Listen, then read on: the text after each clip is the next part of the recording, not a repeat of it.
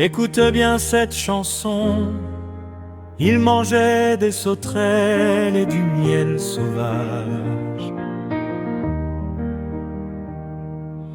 Insectes ailés se déplaçant, parfois en troupes innombrables.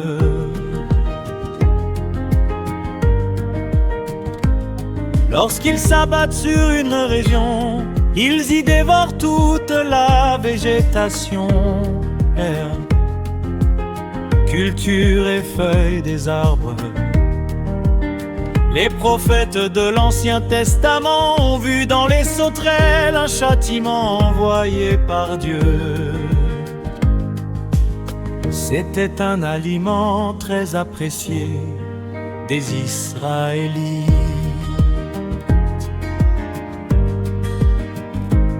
Le miel sauvage était recueilli dans les anfractuosités des rochers, dans les forêts ou même dans les carcasses d'animaux gisant dans la campagne. Bande de serpents, qui vous a enseigné à vouloir échapper au jugement de Dieu qui est proche. Qui vous a enseigné à vouloir échapper au jugement de Dieu qui est proche. Mais celui qui vient après moi vous baptisera avec le Saint-Esprit et avec du feu. Il est plus puissant que moi, il est plus puissant que moi. Il tient en sa main la pelle avanée, séparera le grain de la paille.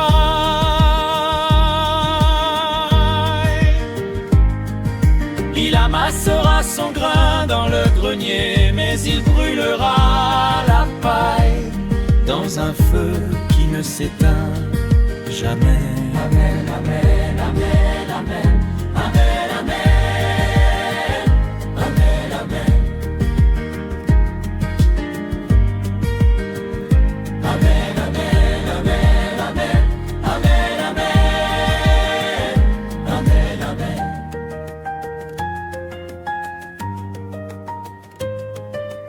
Écoute bien cette chanson, Dieu vous garde en tout et vous bénisse. Amen, amen. Pratique ça et repentez-vous, venez à Jésus-Christ, notre Sauveur, Sauveur de l'humanité entière.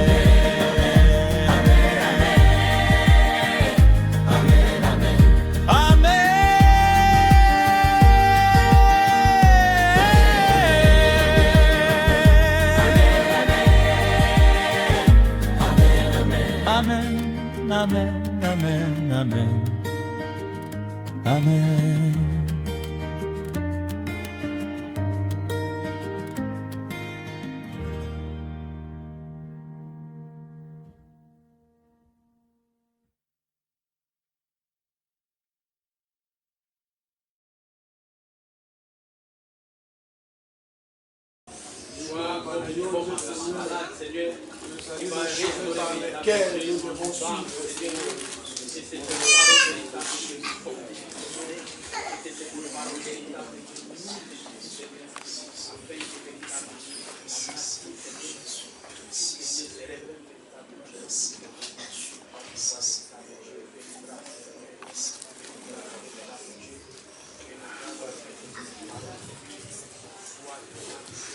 Père, Dieu de grâce, Adonai le Dieu Tout-Puissant, nous élevons nos voix et nous prenons le temps de prier pour la parole de Dieu.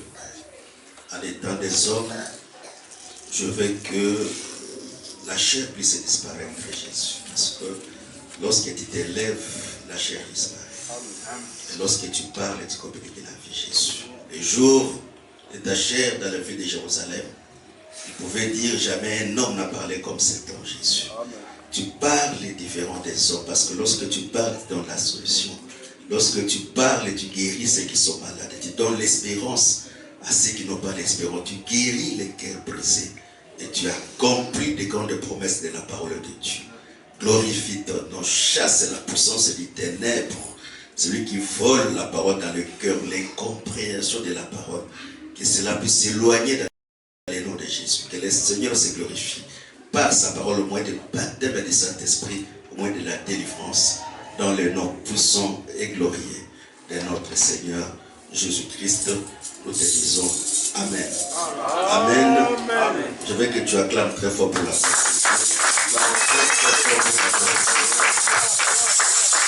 que Dieu vous bénisse.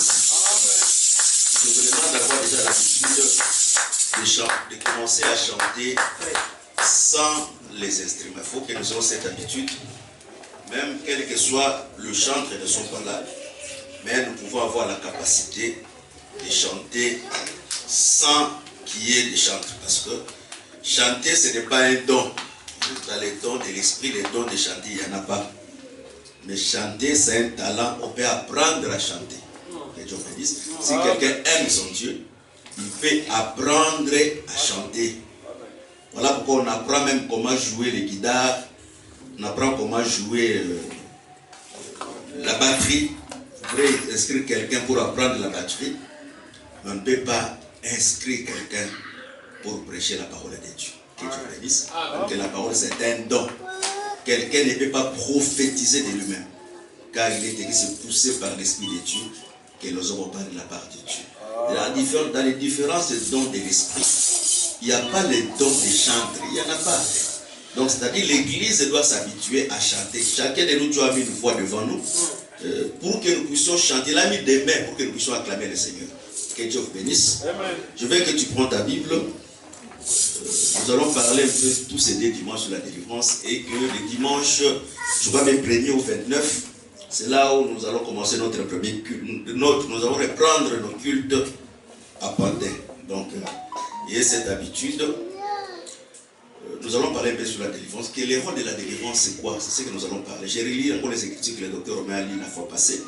Marc 5, prends ta Bible, Marc 5, je commence par le verset 1. Ils arrivèrent à l'autre bord des mers des pays des Gadaréniens. Aussitôt que Jésus fit hors de la barque, il vint devant lui un homme sortant des sépulcres, possédé d'un esprit impur. Cet homme avait sa demeure dans les sépulcres et personne ne pouvait plus les lier, même avec les chaînes. Car souvent il avait eu des chaînes de fer aux pieds et avait été lié des chaînes, mais il romput les chaînes et brisait le fer. Personne n'avait la force de les dompter. Il était sans cesse nuit et jour dans les sépulcres et sur les montagnes, criant et se maîtrisant avec des pierres. Ayant vu Jésus de loin, il courut et se prosterna devant lui. Et s'écria d'une voix forte, « Qu'y en a-t-il entre moi et toi, Jésus, fils du Dieu très haut?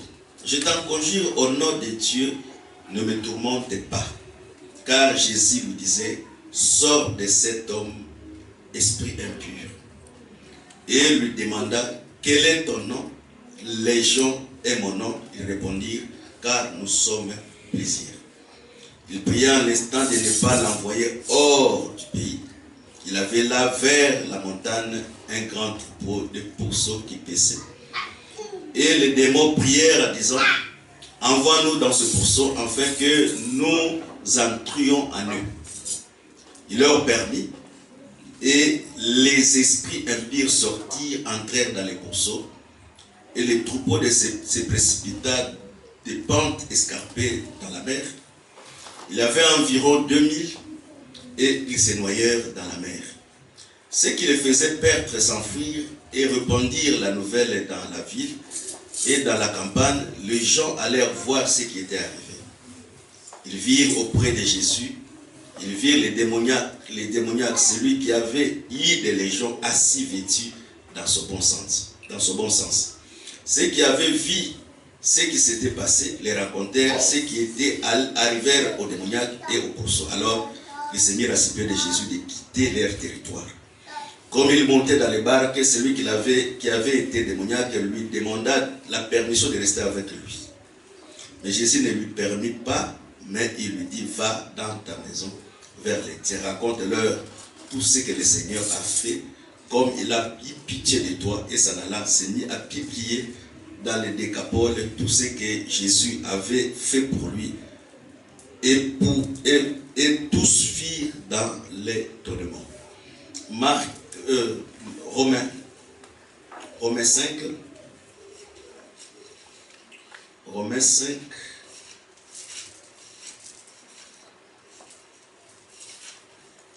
Romains 5, je commence par le verset 12, mais je commence par le verset 21. Maintenant, sans la loi est manifestée la justice de Dieu, et à laquelle a rendu témoignage la loi et les prophètes. Justice de Dieu pour la foi en Jésus-Christ, pour tous ceux qui croient, il n'y a point de distinction. Car tous ton péché sont privés de la gloire de Dieu. Il est gratuitement justifié. Non, ça, je ne suis pas dans Romains 5. Ça, je comprends pas. Qu'est-ce qui m'arrive? Romains 5, verset 12. C'est pourquoi, par un seul homme, le péché est entré dans le monde. Par le péché, la mort, qu'ainsi la mort s'est étendue sur tous les hommes. Parce que tout son péché. Car jusqu'à la loi, le péché était dans le monde. Or, le péché n'est pas imputé, car il n'y a point de loi. Cependant, la mort a régné depuis Adam jusqu'à Moïse. Même sur ceux qui n'avaient pas péché par une transgression semblable à celle d'Adam, lequel est la figure de celui qui devait venir. Mais il n'y a point de don gratuit comme de l'offense, car si l'offense d'un seul, il en est beaucoup qui sont morts. À plus forte raison, grâce à Dieu, les dons de la grâce venant d'un seul homme, Jésus-Christ, ont-ils abondamment répandu sur beaucoup. Il n'en est pas les dons comme celui qui est arrivé par un seul, qui a péché. Car c'est après une seule offense que la justice est devenue condamnation. Tandis que les dons gratuits deviennent justification après plusieurs offenses. Si par l'offense d'un seul, la mort règne par lui seul, et à plus forte raison qu'ils reçoivent l'abondance de la grâce du don de la justice, régneront-ils dans la vie par Jésus-Christ lui seul. Ainsi donc, comme par une offense de la condamnation a atteint tous les hommes, de même par un seul acte de justification qui donne la vie s'étend sur tous les hommes, tous les hommes. Car comme la désobéissance d'un seul homme, beaucoup ont été rendus pécheurs, de même l'obéissance d'un seul, beaucoup seront rendus justes. Alors la loi est intervenue pour que le péché abonde, mais là où il y a le péché, abonde la grâce et la surabondance, afin que comme le péché règne par la mort, ainsi la grâce règne par la justice pour la vie éternelle par Jésus-Christ notre Seigneur. Jean 5.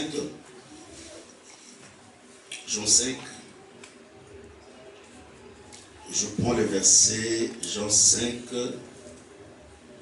je prends le verset 25. En vérité, je vous l'ai dit, l'heure vient, il est déjà venu, où les morts entendront la voix du Fils de Dieu. Ceux qui l'auront entendu vivront. Car comme le Père a la vie en lui-même, il a donné au Fils d'avoir la vie en lui-même. Et il lui a donné le pouvoir de juger parce qu'il est le Fils de l'homme. Ne vous étonnez pas que c'est là, car l'heure vient où tous ceux qui sont dans les sépulcres entendront la voix et en sortiront. Je prends encore une autre écriture, Luc 4. Luc 4, je commence par le verset 16, je crois bien, Luc 4. Bon, par le verset 16. Il se rendit à Nazareth où il avait été élevé selon sa coutume. Il entra dans les synagogues le jour du sabbat. Il s'éleva pour faire la lecture. On lui remit les livres du prophète Isaïe, l'ayant déroulé. il trouva l'endroit où il est écrit: l'Esprit du Seigneur est sur moi parce qu'il m'a oint, annoncer la bonne nouvelle aux pauvres, il m'a envoyé pour guérir ceux qui ont les cœurs brisés, pour proclamer aux captifs la délivrance, aux aveugles le recouvrement de la vie, pour envoyer libres les opprimés, pour publier une année de grâce du Seigneur. Ensuite, il ouvra les livres, il remit aux serviteurs et s'assit tous ceux qui se trouvaient dans les synagogues avec les regards fixés sur lui. Alors, il commença à leur dire: aujourd'hui, cette parole de l'écriture que vous venez d'entendre est accomplie. Et tous lui rendaient témoignage. C'était dans les droits parce que deux paroles de grâce sortaient de sa bouche. Il disait: n'es-tu pas le fils de Joseph? Pour terminer, je prends Luc encore, Luc, je crois bien, Luc 2, Luc 1. Luc 1, je commence par le verset 68. Luc 1, verset 68. Béni soit le Seigneur, le Dieu d'Israël,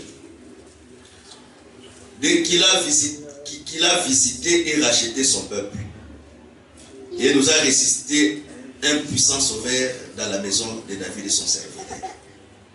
Comme il avait annoncé par la bouche de ses saints prophètes du temps anciens, un sauveur qui nous délivre de nos ennemis et de la main de tous ceux qui nous haïssent. C'est ainsi qu'il ait manifesté sa miséricorde envers nos pères. Il se souvient de sa sainte alliance selon le serment par laquelle il avait juré à Abraham, notre père, de nous permettre, après que nous serions délivrés de la main de nos ennemis, de les servir sans crainte, en marchant devant lui dans la sainteté, dans la justice, tous les jours de notre vie. Que Dieu bénisse la lecture de sa parole. Que Dieu vous bénisse. Soyez bénis parce que c'est très important d'être devant la présence de Dieu. Moi je dis chaque fois, l'homme n'a pas le pouvoir de lui-même de se déplacer et de se rendre dans les cultes.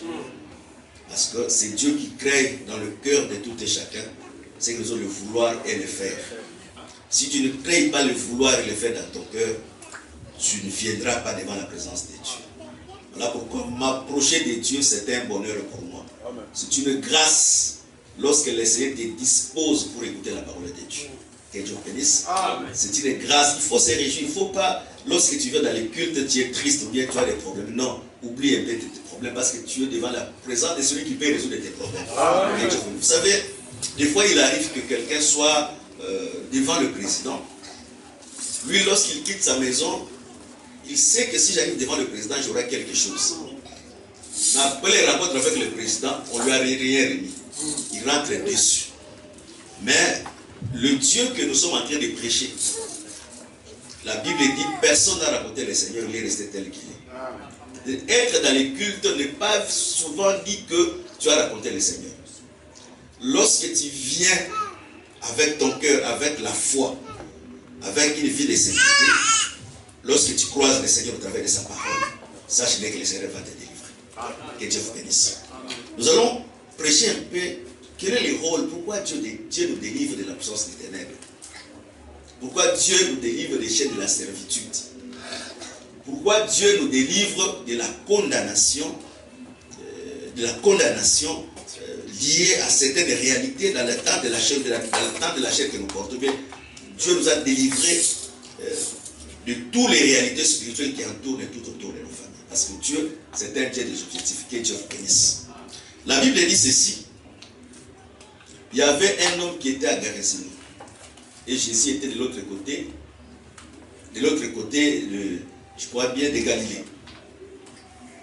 Cet homme était possédé, la Bible dit, d'un esprit impur. Que Dieu bénisse. La Bible ne dit pas au début que cet homme était possédé de plusieurs esprits.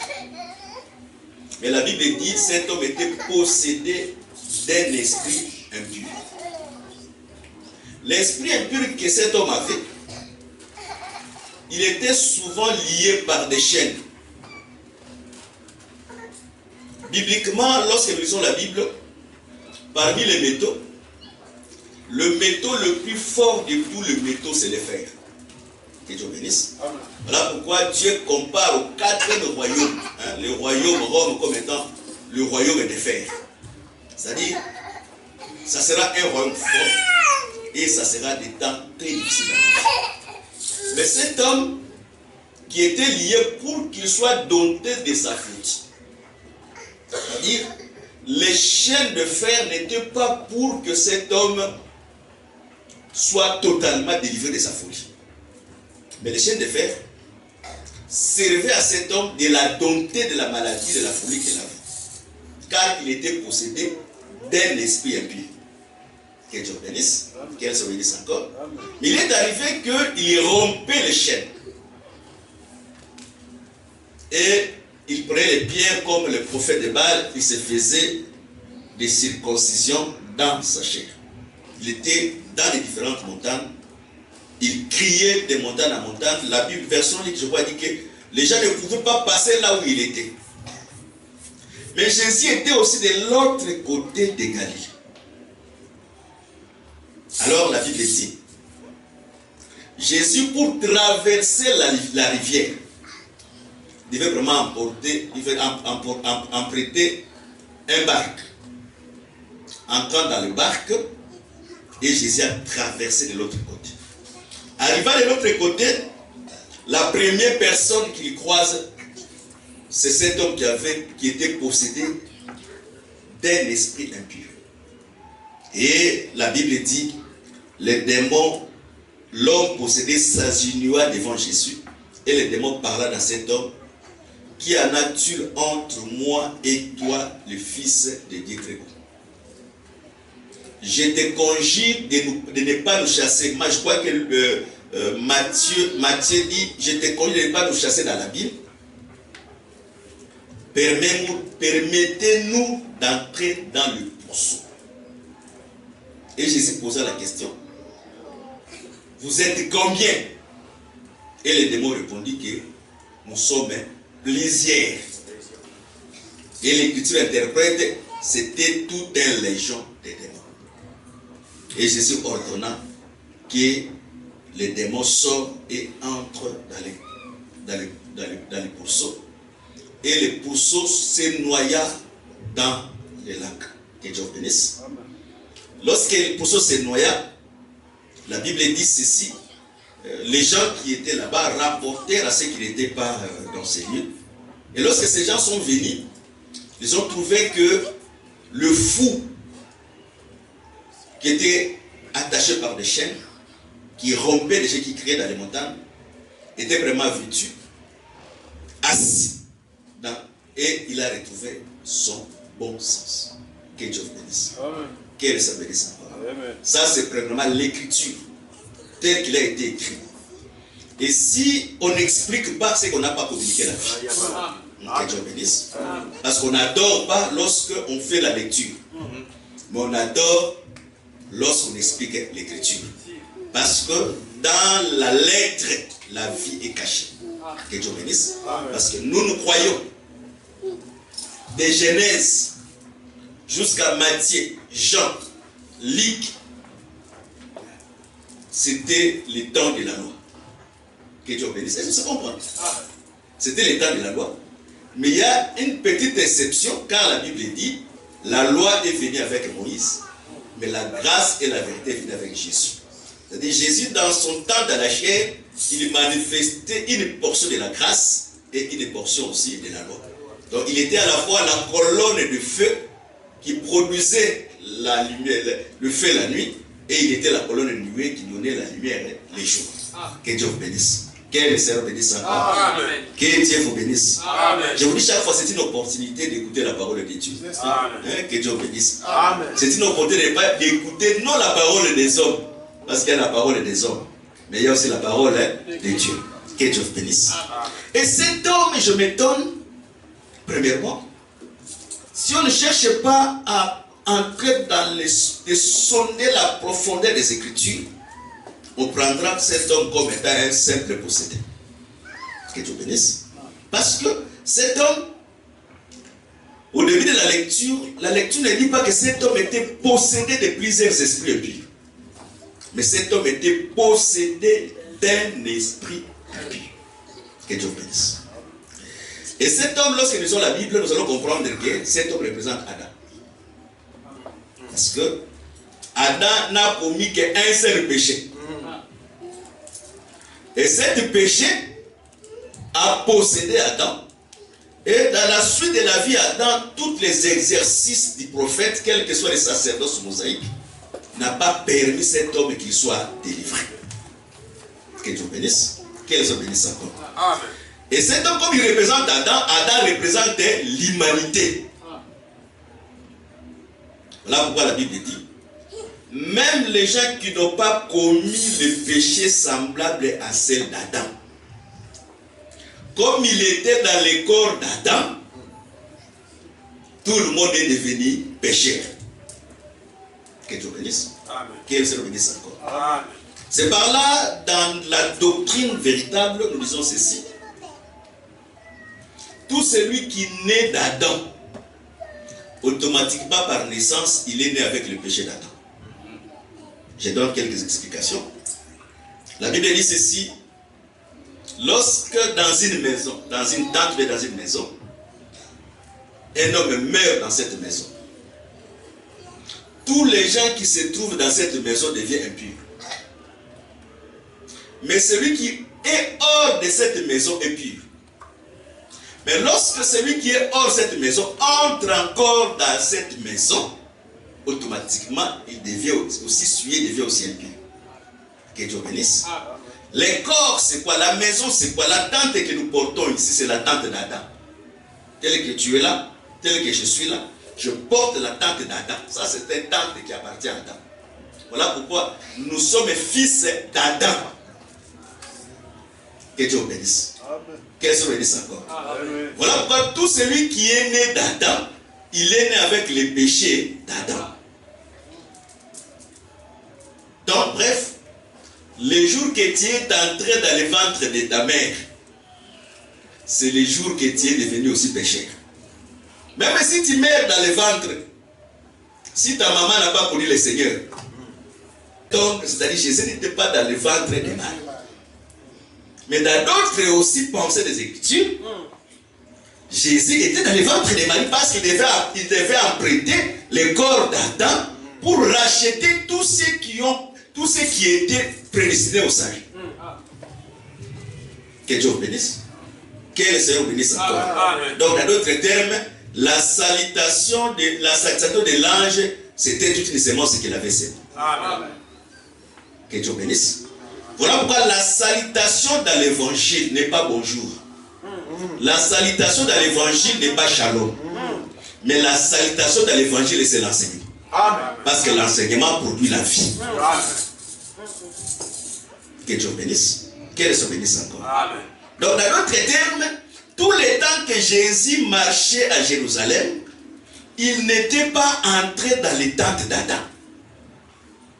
Parce qu'il a posé la question, qui me convaincra de ce qu'on appelle le péché?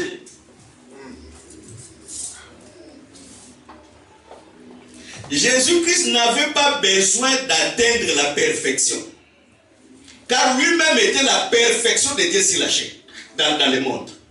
Mais nous, lorsque tu reçois la sémence de la parole, cette parole doit se développer en toi pour que cette parole atteigne la stature parfaite, pour que tu deviennes parfait.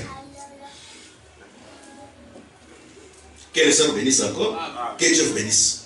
Voilà pourquoi le Seigneur, l'objectif de venir sur la terre, c'est pour nous délivrer de la vie du péché. Parce que l'esprit impur que cet homme était possédé, que le monde ne peut pas dompter, ni les chaînes pour l'attacher ne peut pas dompter, c'est la vie du péché. Que Dieu bénisse. Je rentre dans la réalité.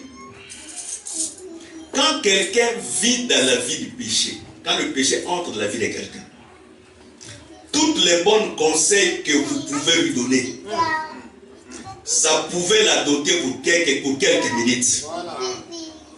Même les bons conseils de ses parents. Parce qu'il y a des enfants qui sont nés avec une très bonne éducation. Et les parents peuvent commencer à rappeler l'éducation qu'on lui a donnée. À ce moment-là, lorsque vous lui donnez des conseils, il peut il peut ou elle peut écouter et faire semblant de ne pas pratiquer ce que vous l'interdisez, vous allez l'interdire. Mais comme le péché est en lui, le péché comme étant une possession, parce que la vraie possession de la vie de l'homme, c'est le péché. Le péché a comme solution seulement l'expiation par le sang. Que Dieu bénisse. Le péché a comme solution que l'expiation par le sang. Voilà pourquoi nous croyons avec les Écritures. La parole que nous prêchons aujourd'hui, la parole que nous prêchons, c'est le sang. Amen. Que Dieu bénisse. Que le Seigneur bénisse encore. Amen. Je répète encore. La parole que nous prêchons, c'est le sang. Amen. Parce que lorsque quelqu'un croit à la parole, et que la parole prend la vie en lui, la parole trouve la foi à cette personne qui a écouté la parole, il a reçu le pardon du péché. Que Dieu bénisse. Là où il n'y a pas la compréhension de la parole, là où les gens les sentent ne pas prêcher, même s'ils tentent de demander pardon, ce péché ne sera pas pardonné. Je prends des exemples dans la Bible et je vais avancer avant que je rentre dans ce que je de prêcher. Est-ce que vous savez que Judas, après avoir vendu Jésus, Judas s'est repenti? Oui. Et vous savez aussi que Pierre a renié Jésus. Mais après avoir renié Jésus, Pierre s'est repenti. Amen.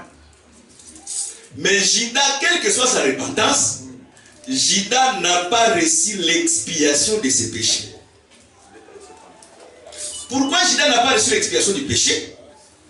Parce que Judas est né prédestiné. Voilà. À accomplir les desseins des diables pour aller dans l'enfer.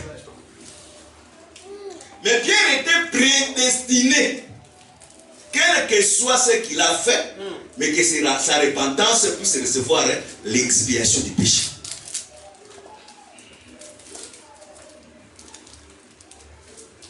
Je reprends encore ce que nous avons dit. Qu'est-ce qu'il a dit Jésus au fou de Gadara? Il dit ceci: rentre, va témoigner, parce que le Seigneur a une miséricorde en toi. Il n'y a pas la miséricorde sans l'expiation du péché. Quand Dieu a pitié de quelqu'un, il accorde sa miséricorde. Dans d'autres termes, Dieu accorde à cette personne le pardon du péché. Que Dieu bénisse. Amen. Or, si Dieu accorde à quelqu'un le pardon du péché, c'est que Dieu a accompli la première portion de la délivrance qui réside dans l'âme de la personne. Que Dieu bénisse. Amen. Je répète pour les gens qui n'ont pas encore fait la bonne marche dans la parole. L'homme est né tripartite. L'homme a l'âme, l'esprit et la chair. La possession de l'âme, c'est la vie du péché. Nous avons aussi la possession de l'esprit, qui est les démons. La possession de la chair, c'est l'expression de la pauvreté, ou encore la prostitution, ou encore des maladies qui n'ont pas de guérison. Est-ce que c'est comprendre? Vous savez comprendre? C'est la possession de l'homme. L'homme est tripartite. La possession commence dans l'âme. Ça, c'est l'homme est possédé du péché. Mais la possession aussi réside dans le niveau de l'esprit. Et cette explication, cette possession de l'esprit est expliquée par la chair, par la pauvreté, la souffrance, la malédiction, l'échec. Et quand Dieu veut délivrer quelqu'un, Dieu ne commence pas à délivrer cette personne dans son esprit ni dans sa chair. Je prends un exemple. Le Seigneur peut faire grâce lorsque nous sommes en train de prêcher que l'onction puisse déborder. Lorsque l'onction déborde, il trouve un frère ou bien une sœur qui est possédé de mauvais esprits. Cette frère ou cette sœur, il est saisi par l'onction que le Seigneur a déversée dans l'église et cette personne tombe. Et il commence à se remuer, il commence à crier. Demain encore en prêchant, l'onction descend encore, cette frère encore tombe encore. L'esprit commence à se manifester en lui. C'est-à-dire, la délivrance qui est en train de se manifester dans la vie de cette personne, c'est au niveau de l'esprit. Mais comme la vraie position réside dans son âme, aussi longtemps que la parole n'a pas encore atteint l'âme de cette personne, cet homme sera encore possédé pour toujours. Que Dieu bénisse. Qu'elle se bénisse encore. Qu'elle se bénisse. Est-ce qu'on se comprend premièrement? Est-ce qu'on se comprend? Amen. Si on ne se comprend pas, je répète encore. Est-ce qu'on se comprend? Je répète. L'homme est composé de 3 parties. L'âme, l'esprit et la chair. La possession du péché réside dans l'âme. Voilà pourquoi la Bible dit, l'âme qui pêche, c'est celle qui mourra. Selon Dieu, cette chair ne sert absolument à rien. Lorsque l'homme meurt, l'esprit retourne à Dieu. L'âme attend les jours de jugement. Et le ver de terre se nourrit de la chair. Que Dieu bénisse. Mais le parti qui reste pour le jugement, c'est l'âme. Or, l'Écriture dit ceci. L'homme ne vivra pas seulement du pain. La Bible ne dit pas que l'homme ne vit pas du pain. La Bible dit l'homme ne vivra pas seulement du pain. C'est-à-dire le pain naturel est la nourriture pour la chair. Voilà pourquoi l'Écriture dit que celui qui ne travaille pas ne mange point. C'est-à-dire si tu ne travailles pas, tu auras des problèmes avec la chair par rapport à la nourriture de la chair. Mais lorsque tu manges la nourriture de la chair, il faut aussi manger la nourriture de l'âme. Parce que l'âme n'a pas besoin de cette nourriture. L'âme a besoin de la véritable nourriture qui est la parole de Dieu. Parce que la parole, c'est la nature divine de Dieu. Qu'elle soit bénisse. Lorsque la parole atteint l'âme de l'homme, c'est à ce moment la personne reçoit l'expiation du péché. Parce que la parole, c'est le sang. Je prends un autre mouvement de la Bible. Lorsque le souverain sacrificateur égorge l'animal, parce que le souverain sacrificateur, avant de commencer le mouvement, il doit vraiment égorger l'animal. La mort de l'animal est constatée, que c'est un animal sans tache. L'animal sans tache, c'est l'écriture. Que Dieu bénisse. C'est l'écriture que nous prêchons sans mélange. C'est ça l'animal sans tache. Mais la vie de cet animal, c'est le sang. C'est-à-dire, l'animal qui est égorgé, il est égorgé dans le parvis et il fait service dans le parvis. Mais le service ne se limite pas dans le parvis. Les sacrificateurs doivent faire maintenant le mouvement de marche, doit marcher dans le lieu saint. Il doit achever son voyage dans les lieux très saints. C'est-à-dire, lorsque nous prêchons, la parole doit faire un mouvement dans la vie de celui qui est en train d'écouter la parole. La parole ne peut pas se limiter seulement dans la chair, ou la parole ne peut pas se limiter seulement dans l'esprit. Mais la parole doit atteindre aussi l'âme de cette personne. Que Dieu bénisse. C'est-à-dire, quel que soit Judas s'est repenti, mais Judas a commis un péché impardonnable. Parce que la Bible, il y a des péchés pardonnables, il y a aussi des péchés impardonnables. Le péché impardonnable de Judas, c'est quoi? Judas a vendu la parole de Dieu. Parce que Christ, c'était la parole. Il a vendu la parole de Dieu auprès des souverains sacrificateurs. C'est par là que je comprends. Tout celui qui vend la parole de Dieu, c'est un fils du diable. Mais avançons pour ce que nous sommes en train de prêcher. Parce que je ferai 2 dimanches et que le dimanche prochain, je vais commencer à parler un peu sur le Saint-Esprit. J'ai compris que nous sommes dans l'église et peut-être beaucoup de gens n'ont pas de Saint-Esprit. Tu peux penser avoir le Saint-Esprit, mais tu n'en as pas. Voilà pourquoi on doit prêcher un peu sur le Saint-Esprit. Que le Seigneur bénisse. Que Dieu bénisse. Alors lorsqu'il fait le mouvement, le peuple, lorsque le souverain secrétaire fait le mouvement, il va dans les très saints. Là, celui qui a peur, ce n'est pas le peuple. Celui qui a peur pendant qu'il est en train de faire le mouvement, c'est le souverain sacrificateur. Parce qu'il comprend que là où je vais, je peux entrer pour ne pas sortir. Que Dieu bénisse. Maintenant, la joie du peuple sera que lorsque le souverain sacrificateur va maintenant rentrer, il va quitter les lieux très saints pour venir dans le parvis. Lorsqu'il arrive dans le parvis, il va maintenant élever ses mains pour bénir les peuples. Que Dieu bénisse. Qu'elle se bénisse encore. Et lorsqu'il va achever, c'est à ce moment qu'il va bénir les peuples. Voilà pourquoi les frères et gens disent ceci. Je souhaite que tu prospères à tous égards. Premièrement, qu'on prospère l'état de ton âme. C'est-à-dire la joie de quelqu'un dans la vie, c'est lorsque son âme est en train de prospérer. L'âme prospère lorsque quelqu'un reçoit l'expiation du péché. Et l'homme, la parole abonde comme étant la véritable nourriture. Vous savez, lorsque tu manges bien même dans la chair comme ça, la répercussion de ce que tu as mangé, ça se fera même dans ta chair. Tu auras une joie, tu auras un équilibre. C'est-à-dire, lorsque tu te nourris très bien de la parole, même si tu n'as rien, tu auras une assurance dans la vie. Amen. Amen. Parce que la parole nous enlève la crainte du monde. Pourquoi? Parce que la parole que nous prêchons, vous savez, les seigneurs, l'évangile que nous prêchons, ce n'est pas seulement la mort et la résurrection de Christ. Ce n'est pas seulement la mort et la résurrection de Christ. L'évangile que nous prêchons, c'est la mort, la résurrection et la glorification de Christ. Amen. Parce que Jésus n'a jamais dit, Père, donne-moi la gloire que j'avais auprès de toi.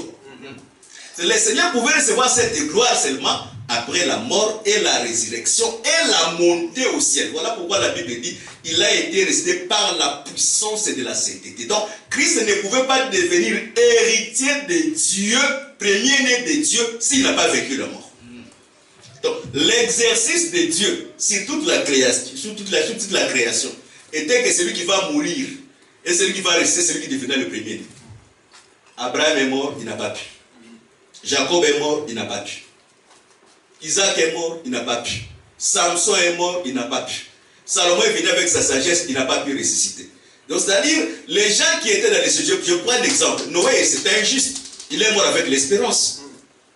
C'est-à-dire, Noé, lorsqu'il regarde, il voit Abraham descendre dans les séjours des morts. Noé est en train de regarder Abraham. Noé est en train de compter les jours. Premier jour, deuxième jour, troisième jour. Abraham dit, ce n'est pas lui. Il s'assoit encore. Abraham lui-même, lorsqu'il laisse les séjours des morts, il devient un dé. On va attendre, le Messie vient dans les séjours des morts. Il regarde, Isaac vient, rien. Salomon, sagesse, premier jour, rien. Il regarde David, rien. Mais le Seigneur, lorsqu'il est venu, le troisième jour, il est resté. C'est là où l'espérance, que les jours qu'Abraham, c'est qu'Abraham a dit au fils, c'est que Jésus a dit au fils d'Israël, il dit que Abraham a vu mon jour, il s'est réjoui. C'est-à-dire, Abraham est mort avec l'espérance, mais la résurrection de Christ, c'était la joie d'Abraham. Il est mort longtemps, mais il avait l'espérance que, comme dit Job, si quelqu'un parmi les morts reviendra à la vie, et la seule personne pour renouer notre espérance, c'est la mort et la résurrection de Christ. Que Dieu bénisse.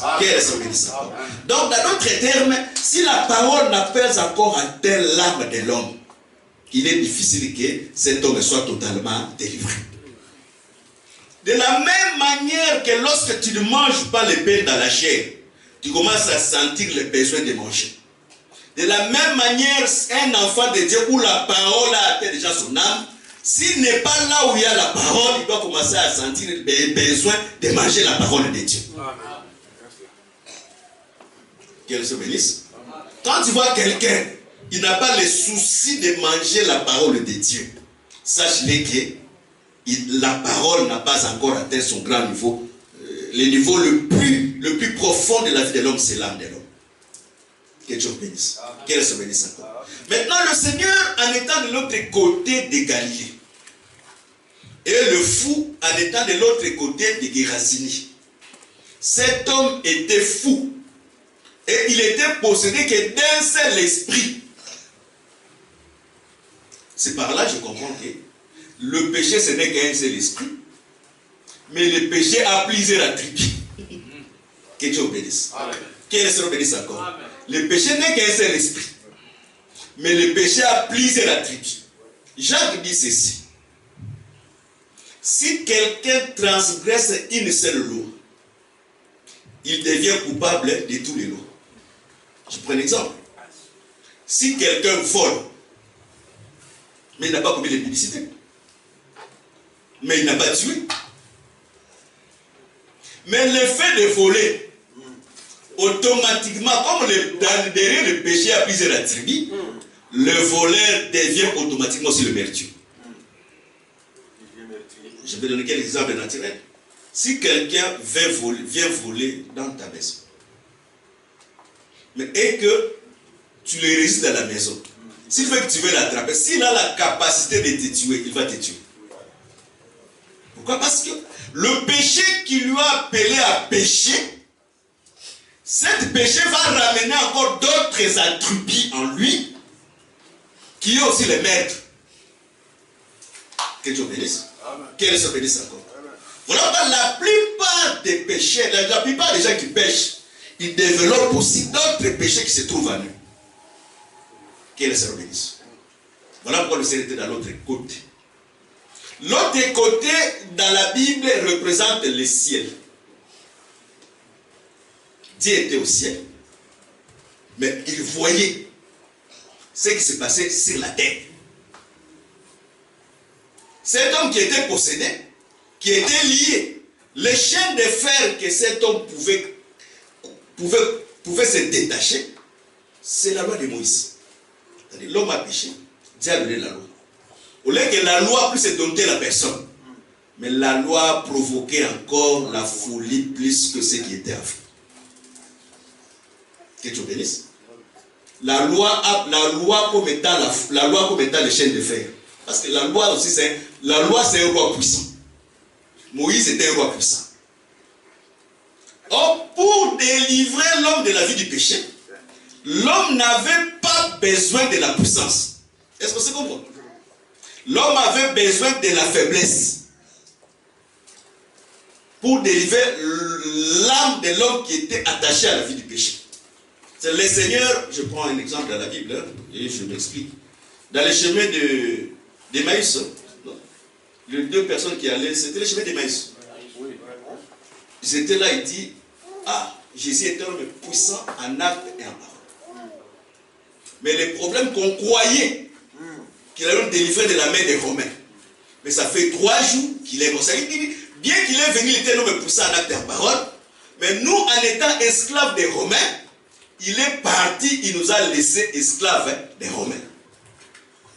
C'est pour dire que la force dans la première venue de Jésus ne pouvait pas délivrer Israël de la chaîne de la servitude des Romains. Mais le Seigneur est venu faire une autre forme de la délivrance. Parce que la vraie délivrance que le Seigneur veut accomplir dans sa première venue, c'est délivrer l'âme de l'homme qui était séduit par le péché. C'est cette grande folie où personne ne pouvait les dompter. Même les conseils des hommes. Vous savez, beaucoup de gens pêchent. Les gens croient qu'ils prêchent exprès. Quelqu'un il pêche. Dans la lecture naturelle, il a péché exprès. Mais dans la lecture de Dieu, cet homme a péché parce qu'il est possédé. Est-ce qu'on se comprend? Est-ce qu'on se comprend? Vous ne comprenez pas que je m'explique encore. Je m'explique d'une autre manière. Lorsque quelqu'un est délivré de la vie du péché, Paul dit ceci, Dieu ne tient pas compte du temps de l'ignorance. Cette personne qui péchait là, peut être ton épouse, peut être ton frère, il peut être taché, dans la vie il peut être intellectuel, il est allé à l'école, il maîtrise tout. Mais comme il n'a pas encore connu le Seigneur, Dieu appelle ces temps-là qui est le temps de péché, c'est le temps d'ignorance. Voilà, on ne pousse pas quelqu'un d'aller avorter.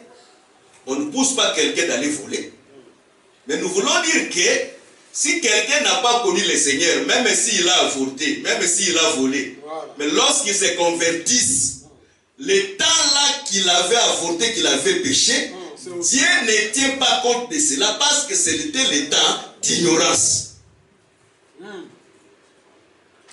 Voilà, dans la vraie doctrine, lorsque nous prêchons, nous ne disons pas que tel que tu es là jusqu'aujourd'hui, Le péché que tu as péché en étant encore pécheur, jusqu'il est attaché à toi. Non.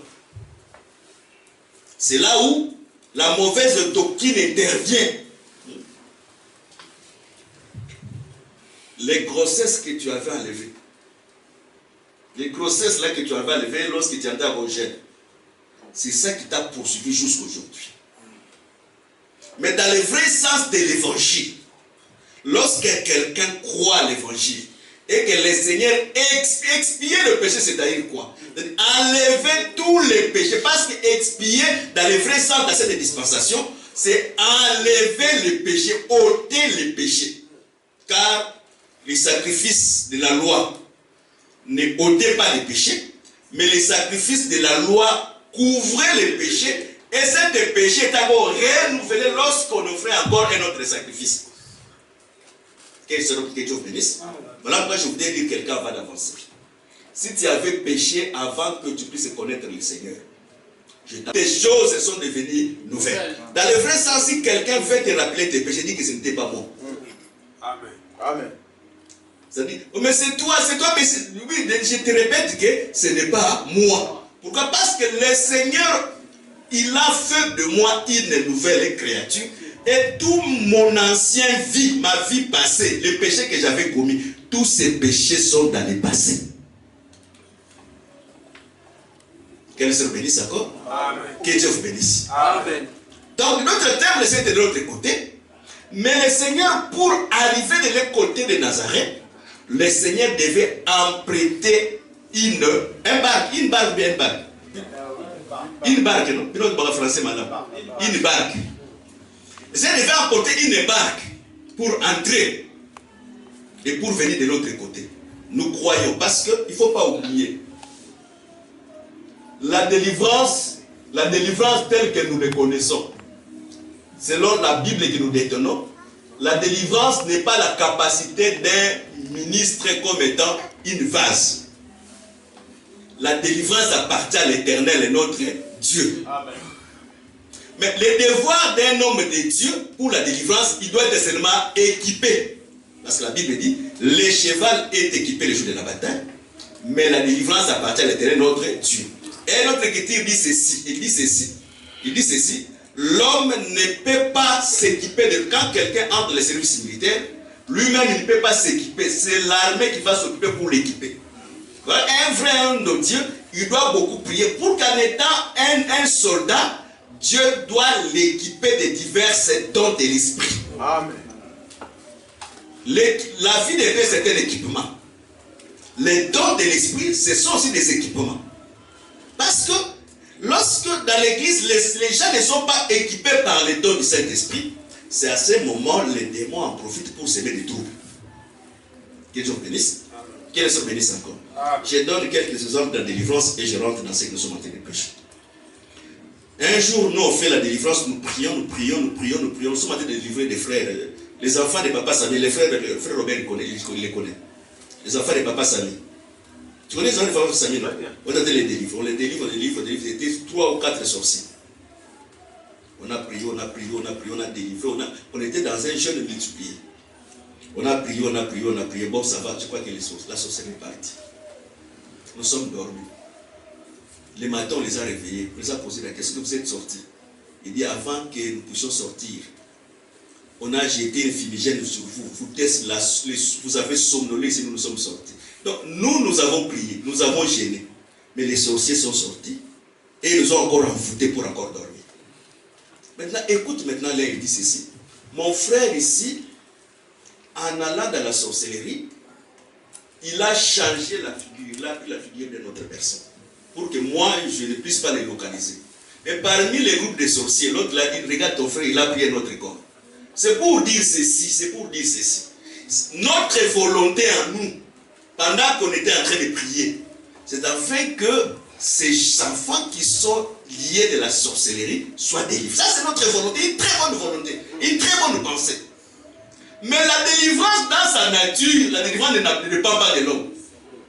La délivrance, c'est la souveraineté de Dieu. Parce que le seul qui délivre, c'est Dieu. Les hommes ne délivrent pas. On peut jeûner 60 jours, même 1000 jours.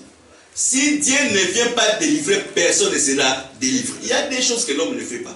L'homme ne donne pas le Saint-Esprit à un autre. Le Saint-Esprit, c'est un don de Dieu.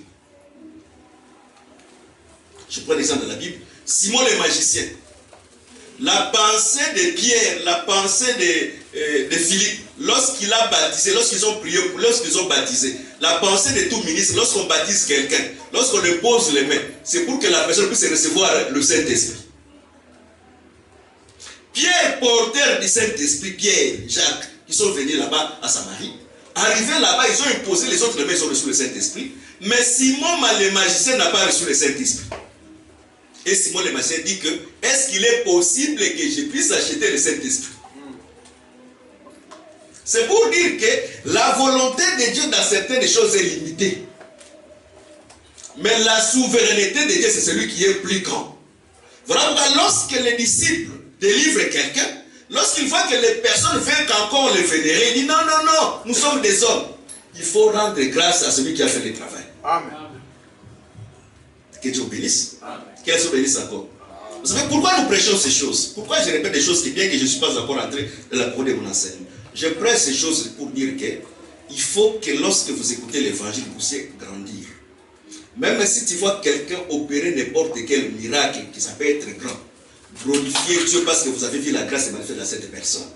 Mais honorez plus le Seigneur parce que c'est lui qui a fait un travail dans la vie de cet homme et de Dieu. Amen. Vous savez, lorsque j'étais encore attaché dans l'émission de délivrance, parce que dans les temps, j'étais très attaché dans l'émission de délivrance. Des fois, lorsque je priais, les gens tombaient. Docteur, on me connaît. Il y a d'autres fois, moi, je prêche, dans l'église, je prêche comme ça, les gens commencent à tomber d'eux-mêmes. Et dans ces temps-là, il y avait des groupes de mamans qui me suivaient avec des gros marmites de foufou et de la nourriture. Donc, j'étais, tu vois, au moins, maman,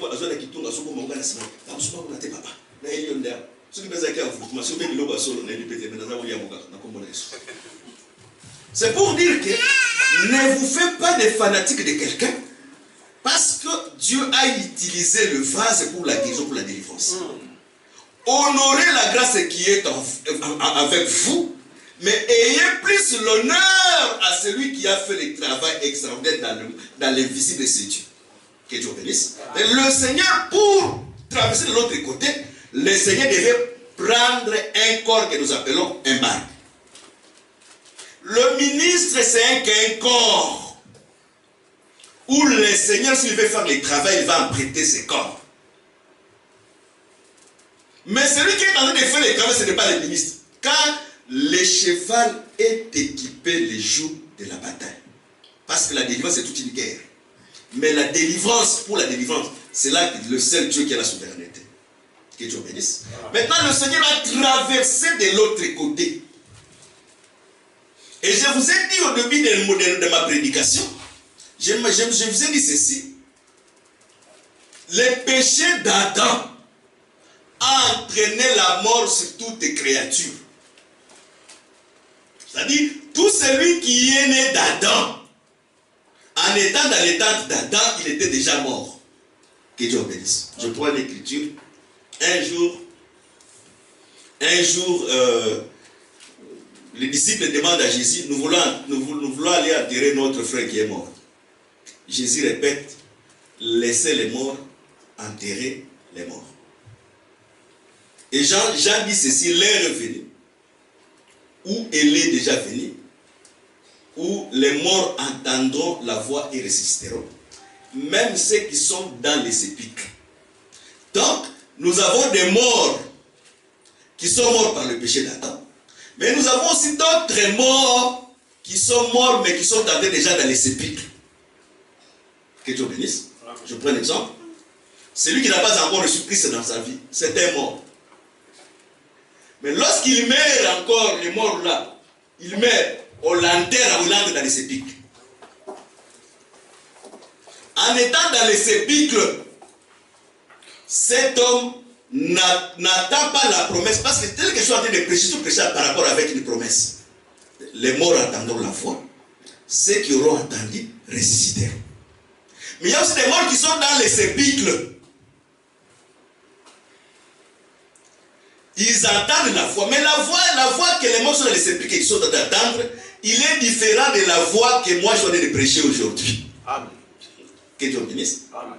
Parce que ceux qui sont dans les sépulcres, la Bible dit ceci, par les sons de la trompette d'un archange.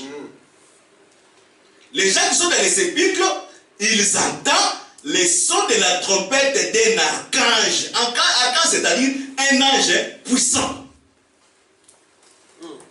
Or, l'ange puissant n'est pas un homme.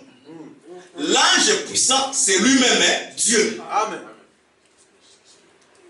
Mais lorsque Dieu entre dans les vases que nous appelons le ministère, Dieu parle par le voix doux. L'Écriture dit, le royaume de Dieu est venu non à la manière à frapper aux yeux. C'est-à-dire, pour comprendre qu'aujourd'hui le royaume est au milieu de nous, il faut que tu sois circoncis.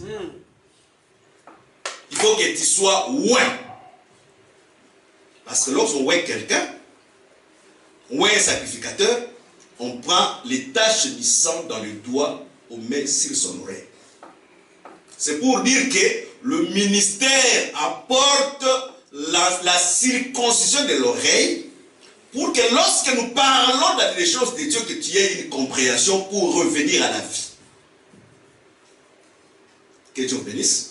Qu'elle se bénisse encore. Alors, lorsque le Seigneur a traversé de l'autre côté, là, prêté un bac, moi je peux être un bac aujourd'hui, demain quelqu'un peut être aussi un bac, après-demain quelqu'un peut être aussi un bac, où le Seigneur est venu pour faire le travail d'une seule personne. Que Dieu bénisse. Voilà pourquoi nous faisons ceci à l'église. Lorsque tu viens à l'église, tu ne viens pas pour les autres. Au moins, avec mon souci, 8 personnes. Ah, en tout cas, l'église, 8 personnes. 8 personnes. C'est bien que les gens viennent à Grenoble, car la gloire du roi, la multitude, c'est la gloire de Dieu. Si les gens viennent nombreux, ce n'est pas ma gloire. Si les gens viennent nombreux, c'est la gloire de Dieu. Mais lorsque je quitte la maison, je ne viens pas vraiment pour les autres. Je viens vraiment pour nourrir mon âme, pour que le Seigneur accomplisse ses bienfaits dans ma vie. Amen. Voilà pourquoi la Bible dit ceci. Le sacrificateur, avant de prier pour les autres, il commence vraiment à prier pour lui-même. Dans la vie, chaque fois lorsque tu es devant la présence de Dieu, avant de prier pour les autres, commence à prier pour toi-même. La seule personne qui n'a pas besoin de prier pour lui, c'est lui-même le Seigneur, parce que Jésus c'était la perfection de Dieu sur la terre. Amen. Et lorsque tu termines à prier, ne te précipite pas à prier pour encore d'autres personnes. Commence à prier pour ta famille, parce que c'est un devoir pour ta vie de prier pour ta famille. Et mais lorsque maintenant tu termines tous les deux, regarde maintenant si on n'a pas de papier, regarde maintenant si on n'a pas de voiture, regarde maintenant si la sœur Kinga n'a pas des enfants, qu'on lance maintenant de prière pour lui, après avoir accompli vraiment cette succession de procédures. Mais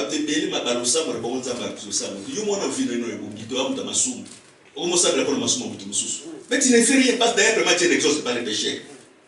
Bien que ton bon souci, commence à prier vraiment que le Seigneur te sauve de la vie du péché toi-même. Lorsque tu vas terminer, prie pour les péchés de ta femme et les péchés de tes enfants. Après, prie maintenant pour les péchés de notre frère. Que Dieu bénisse. Et c'est maintenant traverse de l'autre côté. Car la voix c'est le prophète. Est-ce que Dieu bénisse? La voix dans la Bible. La voix représente les prophètes. Je prends un exemple dans la Bible. Adam, lorsque Adam a péché, maintenant la voix a commencé à circuler dans les jardins. Où est-il Adam? Où est-il Adam? Parce que les gens, des fois, nous interprétons très mal la parole. Lorsqu'on ne lit pas bien l'écriture, on dit ce que l'écriture n'a pas dit. Hein? Beaucoup de gens vont dire, oh, il y a beaucoup de gens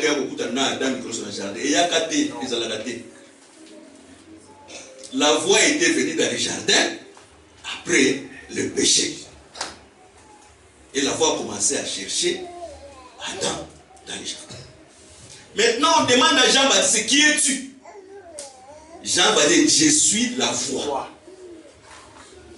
Donc, bref, la voix, c'est les prophètes. Que Dieu bénisse. Quand la Bible est revenue, elle est devenue, déjà venue. Où la voix, ceux qui entendront la voix, c'est pour dire que lorsque tu écoutes un prophète dans la Bible, Dieu voulait dire que les prophètes, c'est la parole de Dieu. Un jour, Jésus demande, je crois bien, c'est quel roi? Il y a un roi où Jésus a demandé, crois-tu au prophète? Lorsque Jésus disait, crois-tu au prophète, Jésus ne voulait pas dire seulement que lui. Paul ne voulait pas dire celui qui le blâme. Le prophète, Paul. Ah, c'était Agrippe, oui, Agrippe. Roi Agrippe.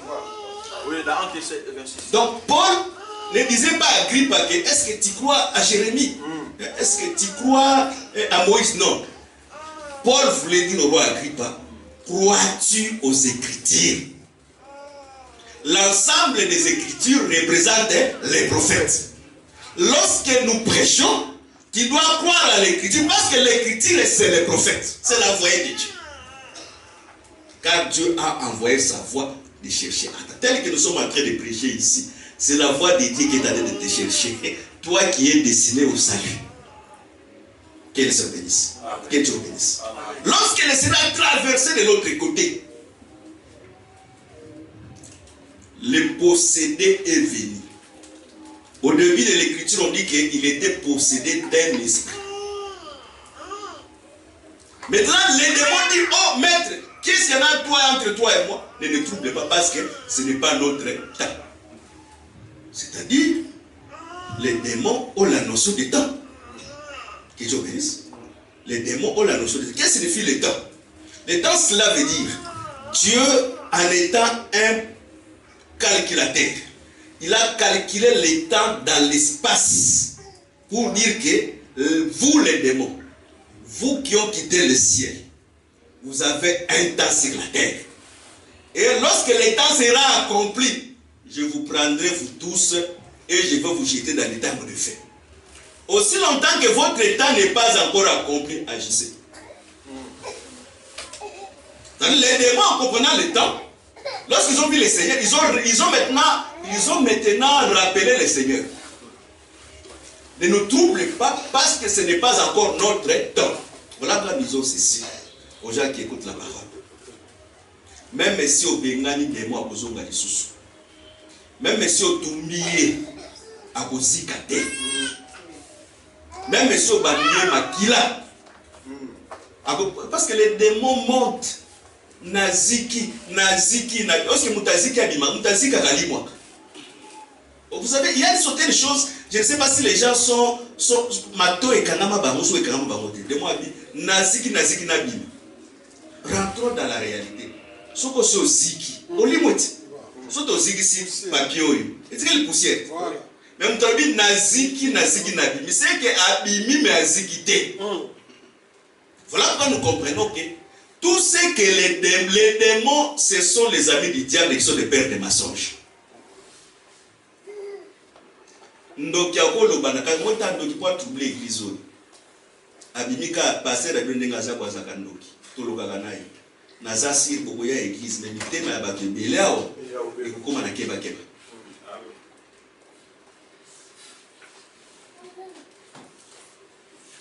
Nous croyons au don du Saint-Esprit par l'esprit de discernement. Ce qui pasteur à Zandoki. Notre vraie manière de comprendre, c'est lorsque le Saint-Esprit nous donne la révélation.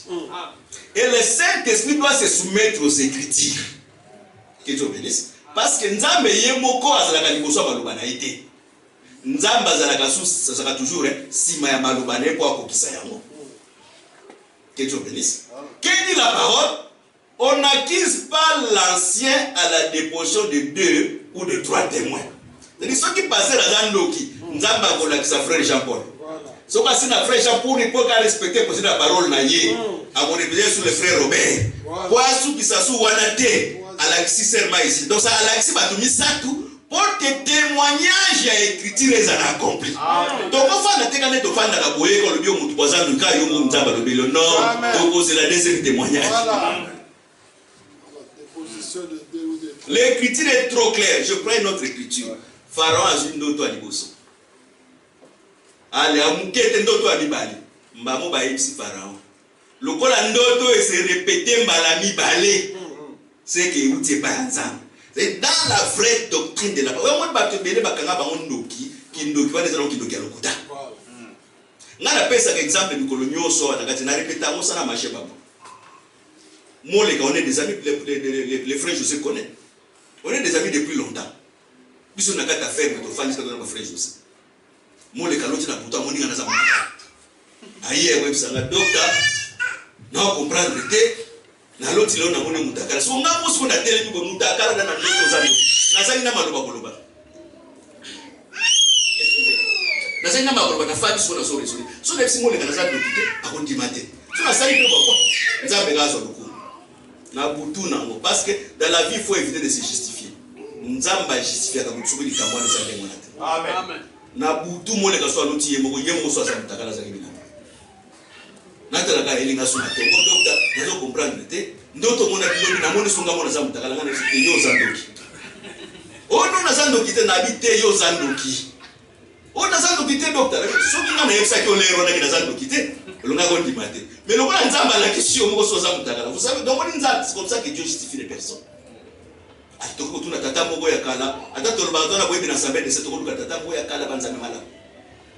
Otala ndoto to moni boyebi. Poto naka moto lo na sambe de pona sambe c'est que ça guerre entre guerre. So yebi suba kususu mala mala. Bazusu maka bomba baro nyango so na ndenge na babo. Amen. Atoko luka mutu moko libanda ville. To kura papa ne so itebana. Eza kozanga kembo nzako sambela ninga danta ngasanga ki asanga ko ba mutakala asanga ki nzambeza ko zanga ko nsamba ko na gloire de Dieu. D'ailleurs makambo musu, il y a beaucoup de choses où c'est que Dieu parle. Mais quand quelqu'un ne comprend pas, c'est difficile. Que Dieu bénisse. Donc, bakanga kamutundo qui n'a ndoto mon côté. La vision mon là pour l'autre. La Bible dit les songes naissent par l'habitude de penser. Et la femme qui connaît ça, il n'a pas eu na moka ni uto akosa za ndo wala na butu. Sataye.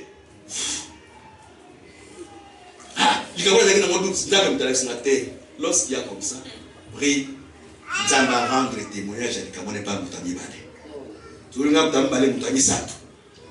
Et permettre que nous ayons la certitude par le Saint-Esprit. Il y a un moment que nous allons prêcher sur le Saint-Esprit. Il est très important que les gens aient le Saint-Esprit dans l'église. Il est très important que les gens puissent nourrir la stature de l'homme intérieur pour atteindre les statuts parfaits. Que Dieu bénisse. Quelle se bénisse encore. Ce que le Seigneur a dit, ne nous trouble pas. Le Seigneur comprend que l'état n'est pas là. Des mots, moi, je vais vous dire, Bangoulou Bazawapi. Bangoulou Bazawapi. Ah, côté la Katia. Dans la Bible, qu'est-ce que signifie les porcs Ngoulou dans la Bible? La Bible dit on ne met pas l'anneau sur les nez d'un ours. La question tote est un anneau d'or. Que Dieu bénisse. Parce que tant que Rebecca s'est rencontré avec les serviteurs les plus anciens, pour les signes qu'il devient signe d'appartenance à quelqu'un, c'était les plus anciens de ceux qu'il avait apporté dans son marchandise à Makinango, Azui Anno a Théé Nazo. Que Dieu bénisse. A Théé Anno Nazo comme signe d'appartenance. Et plus tard, mon toit de Okoma épouse Isaac.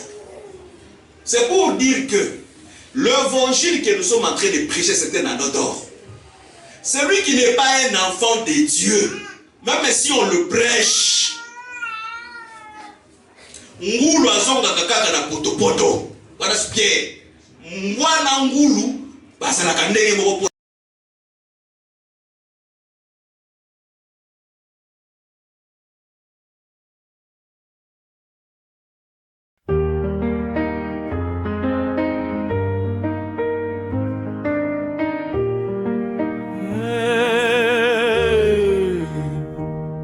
Écoute bien cette chanson. Il mangeait des sauterelles et du miel sauvage. Insectes ailés se déplaçant, parfois en troupes innombrables.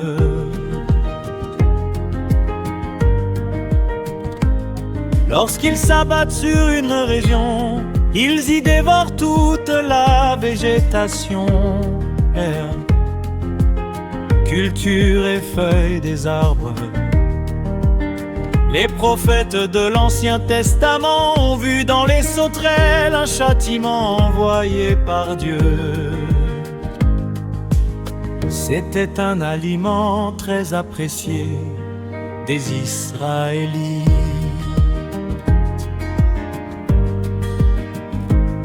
Le miel sauvage était recueilli dans les anfractuosités des rochers, dans les forêts, ou même dans les carcasses d'animaux gisant dans la campagne.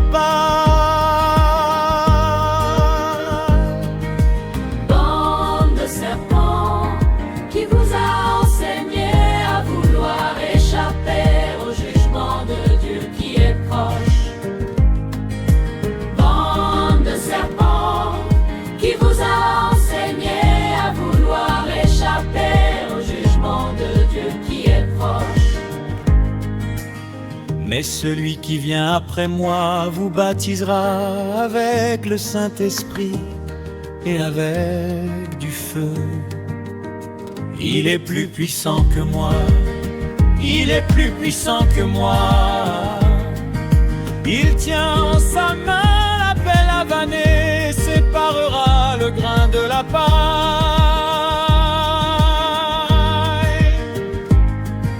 Il amassera son grain dans le grenier, mais il brûlera la paille dans un feu qui ne s'éteint jamais. Amen, amen, amen, amen, amen, amen, amen, amen. Amen, amen, amen, amen, amen, amen, amen, amen.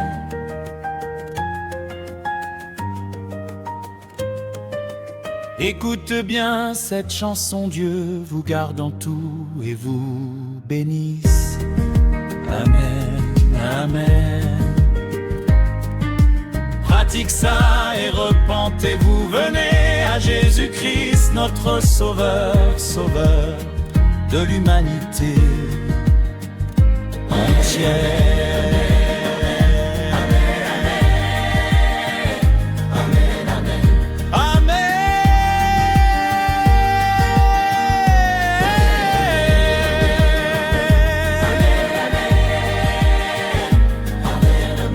Amen, amen, amen, amen, amen.